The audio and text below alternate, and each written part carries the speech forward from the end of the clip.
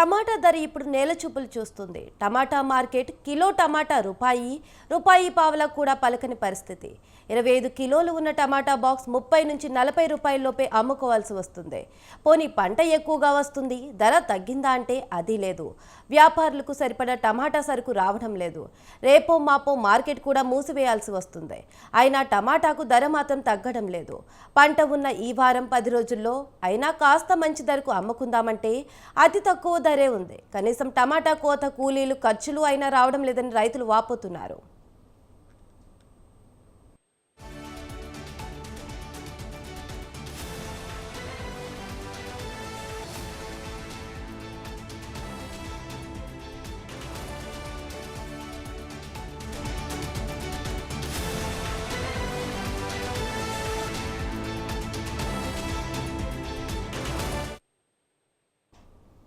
కర్నూలు జిల్లాలో ప్రధానంగా సాగు చేసే పంటల్లో టమాటా ఒకటి.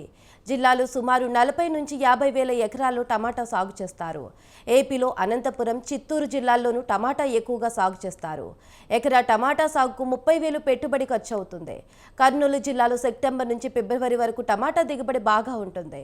కర్నూలు జిల్లా నుంచి హైదరాబాద్, చెన్నై, బెంగళూరు నగరాలకు ఎక్కువగా రవాణా అవుతుంది. కర్నూలు జిల్లాలో ఒక పత్తికొండ మార్కెట్ నుంచే రోజుకు 200 టన్నుల టమాటా రవాణా అవుతుంది. టమాటా రవాణాకు దూరాన్ని బట్టి గంపుకు 10 నుంచి 20 రూపాయలు ఖర్చు అవుతుంది. టమాటా ధర స్థిరంగా ఉండే రోజులు చాలా తక్కువ. రైతు నుంచి కొనుగోలు చేసే ధర తక్కువ, వినియోగదారునికి అమ్మే ధర ఎక్కువగా ఉంటుంది.